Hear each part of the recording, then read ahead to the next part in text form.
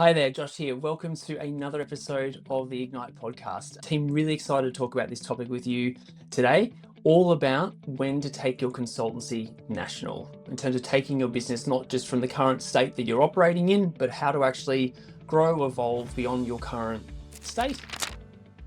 So we are fresh off a bunch of conversations with our masterminds and our elite members, so members doing over 2 million plus and 10 million plus, about when to go national in terms of taking your business not just from the current state that you're operating in, but how to actually grow, evolve beyond your current state or your office location into a national presence around the country. So a bunch of things that I want to, bring to this discussion, like when to go, when to think about it, why you would do it, and some of the things to kind of think through in terms of taking your consultancy national. I guess first things first, like taking your business national, it requires, you need to have a solid growth mindset. You need to be really committed to the growth of your consultancy. So, like, you can grow a really great business in your current office location, in your current state. You can make good money. You can run a highly profitable consultancy in with one office or a second office kind of up the road, depending on how you want to structure things. It requires a different kind of mindset. Like, you have to really want to go national and be big. We recently interviewed an amazing business owner who came in and talked to our mastermind members.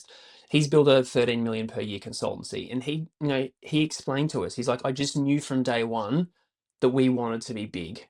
It was never about being small. It was never about being a boutique consultancy. I just knew within my heart of hearts that we were going to be a big consultancy. And so he's built a 13 million per year business, a couple of hundred staff, that kind of thing. So you have to want to have that growth urge, because like I said, like, unless you have that growth urge or that desire to be a really big business, it's almost, you're better off just kind of focusing on your patch and building a really, really solid, profitable business in your local area. But if that's not you, if you've got big growth urges, you want to, kind of shoot the lights out and see what you can create in this lifetime, then this episode is for you. So when to go national means when you've got that growth urge, you've recognized that there's opportunities in other states, and you're willing to invest in the growth of your business into those other states. So, when to do it, why is covered. Like, in terms of that growth urge, in terms of that desire to be a really, really big national recognized consultancy, you've got to have that. Otherwise, like I said, you may as well stay. And I'm not going to say stay small, because you can build a 5 to almost 10 million business just in that one kind of area. So you have to have that growth urge and that desire to be a bigger consultancy. So the why's got to be ticked.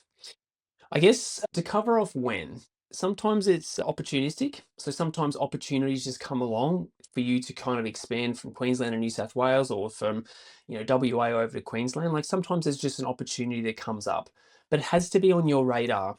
Like, I really say to all of our boardroom clients, like, this is why it's so important to create the space in your weeks or your days in your weeks to think big picture, because it's so important for you to know where you want to take your business and know what your ultimate end game is. Because a lot of the times, if you're not aware, you don't have the strategy, you're not clear on where you want to be going, opportunities knock all the time. It's just whether you're willing and available to listen and take notice of them. I've shared this story reasonably frequently with our boardroom members. We were working with a business, doing about 4 million, and we just started working with them, and we'd really identified, in order to get the directors off the tools and more strategic in the business, that we needed a operations manager or a GM in the business.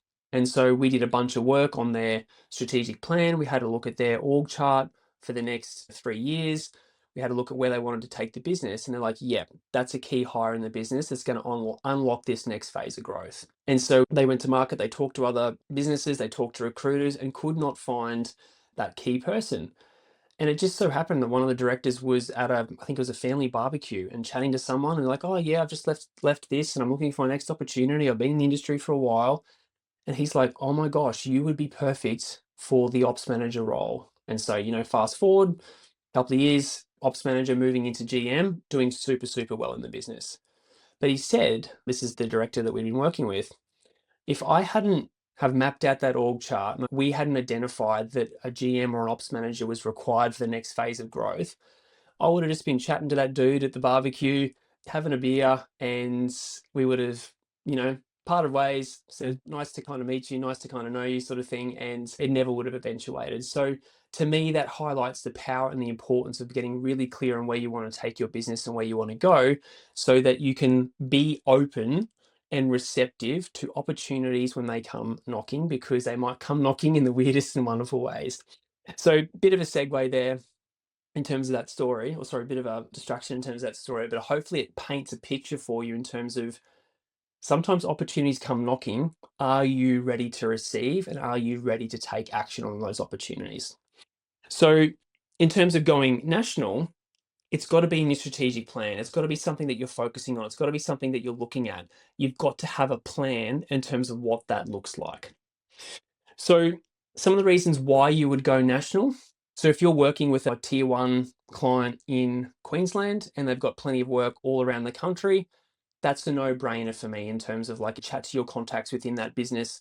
Say you're in Queensland, and just go, what are the chances of us winning more work with you in New South Wales or WA or across the country?